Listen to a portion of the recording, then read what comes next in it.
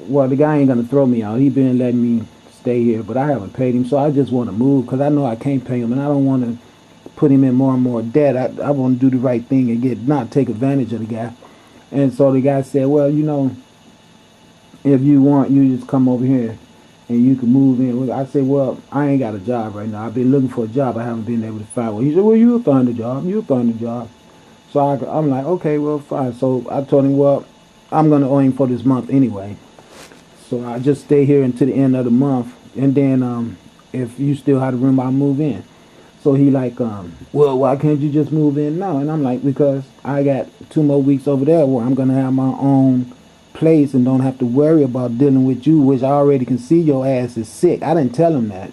But my brain is telling me already this guy needs somebody to take care of him. And he was riding around looking for a black person. My brain just told me that. That's how it works. Because the way he pulled up on me, an old white man that ain't afraid to pull up on some strange black man and take him to his house and everything, told me that he has done this type of stuff before, which I confirmed because when I was there with him, there was 3 other guys that came to the house that told me they knew him from the same way. That's why I'm telling you this story. Just write it out with me. I think it's going to be very helpful to society, so I'm going to drop it on you like it's hot. Okay. So, needless to say, he go home. I go home. I spend my 2 weeks in the apartment at the other place doing my videos, doing what I do. It was time to go move in with him. He come and get me. We go over there. I move into the place with him. Once I get in, once I get my apartment up and move into this place with this old guy, everything about his demeanor just changed. I mean, he got arrogant. He was talking.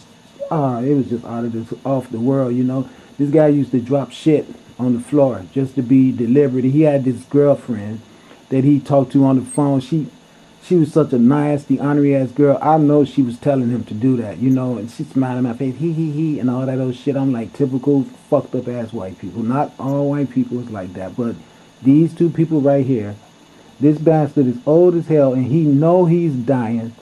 Not no brother, not no wife, not no auntie, not no sister, not no mother, not no daughter. Nobody to help his ass. And then the universe give him someone to help him. And the only thing he could do is play dying, dirty, cracker ass old man games. Okay, let me break it down to you. Let me show you what went on with him. So he tells me, after a week of looking for a job since I ain't find one, he goes, well, just don't worry about a job right now because you know I could use your services around here. I say, yo, but I'm going to need some money though. And he said, well, what do you need money for? I said, well, one thing is I got to eat. And I got other things like I need marijuana for I got meds that I have to have.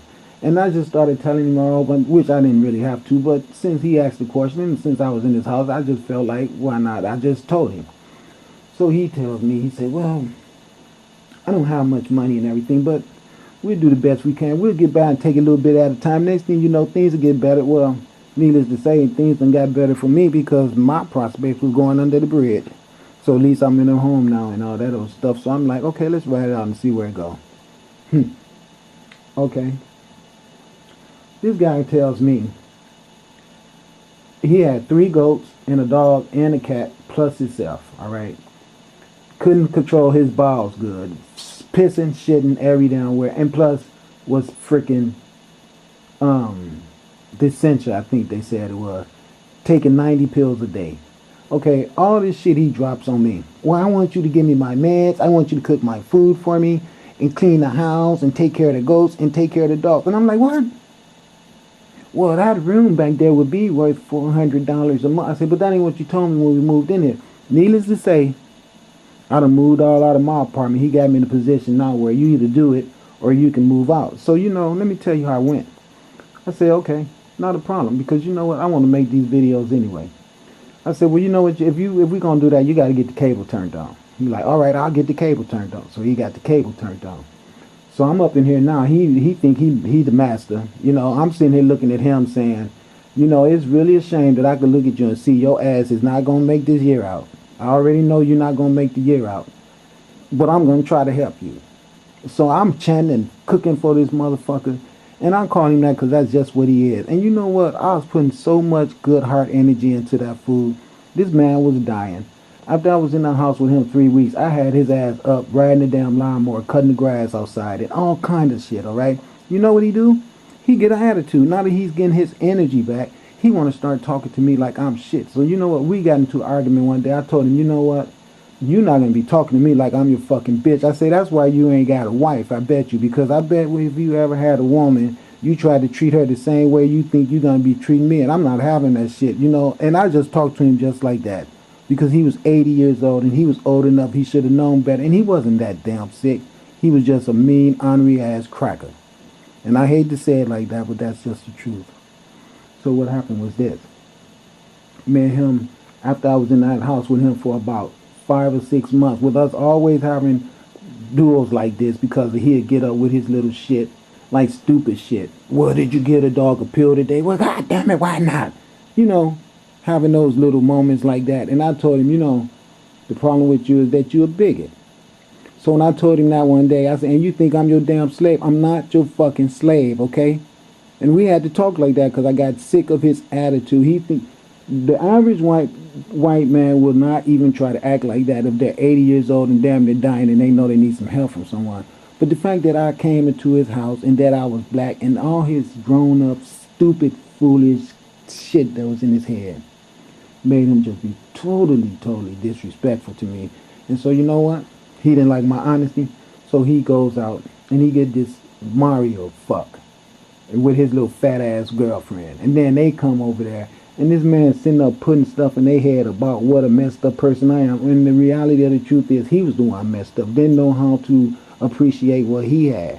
I'm riding around with him, going shopping with him, pushing his ass around in a damn Walmart cart and everything, nurturing him to help. And then he started turning on me like that, right?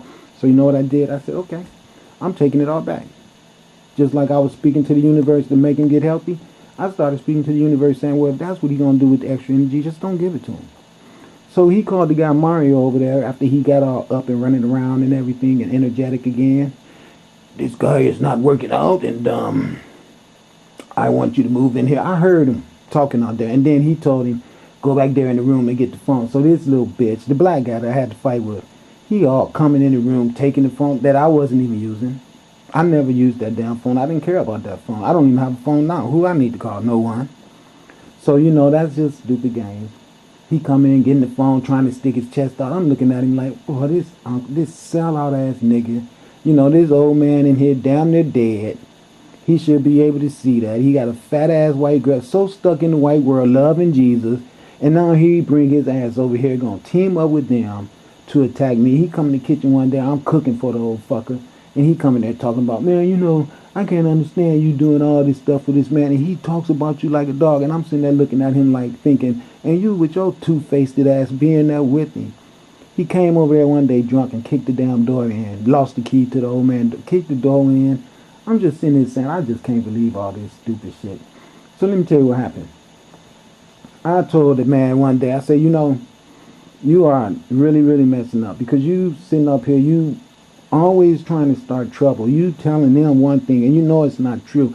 I said, why did you tell them that I said they took that meat? And you know that's not true. This is what happened. I wasn't even there. I came home, I was in the bedroom, so he called, he said, hey, can you make that chuck roast for me right there in the refrigerator? So I go look in the refrigerator. I said, I don't see no chuck roast in there. Wait a minute, I've seen any chuck roast in there. I say, there's not any chuck roast in the refrigerator. So he gets up all angry and shit, you know, like I'm Mr. Dumbass and don't know what the hell I'm talking about. He goes in there and looks all in there and he doesn't see it. I said, well, I told you there was none in here. Oh, well, they went to a picnic. Maybe they took it with them. I say, they who? Mario and the girl. I said, oh, okay. Do you not know that bastard told them that I'd said that they stole that meat? And I'm sitting there telling him, I told them both. I say, first of all, I didn't know the meat was in there. So how the hell would I know it was missing? I wouldn't go in there looking for it because I don't eat meat. So why would I freaking care about some damn meat that's missing? He is the one who said that you guys took it to the picnic, because why would I tell him maybe you took it to the picnic when I didn't even know your ass went to a damn picnic? I was not here when you went to the picnic. So how would I know that you was going to the barbecue? How would I know? When me and him was in the refrigerator looking for that meat and he couldn't find it, he's the one who said, maybe you guys took it to the barbecue. And I looked at him and said, well, that's logical to me. That's how that went. But this lying old bastard, typical, always got to keep something going on. Just like a lot of them. He gonna lie his old ass and tell those two kids that I accused them of stealing something. And that was not, it was a flat ass lie. So there's always friction. Go in there and get the phone. So when y'all didn't react to the phone, you know what he told the dude? Go up in there and get the cable. So he come, hey cuz, Ben told me that I could check into the cable system. And he know that the cable was part of the arrangement that me and him had for me. So now, to make a long story short, he done pit me and this fool against each other all over the cable and everything. The cable service done got ripped out the damn wall. This young, stupid bastard come in and he make it where now none of us have cable service because of his ignorance. And he and I see Ben in the front room laughing and shit, okay? Like it's a joke to him, you know? So let me get to the point. I'm like, okay, just don't worry about any of this, all right? Don't even worry about any of this. So them guys left. They went somewhere one day, and it was just me and him in our house together. And he had went outside and cut the grass. And he came back in the house, and he just gave me a stupid look, you know. And I had moved it.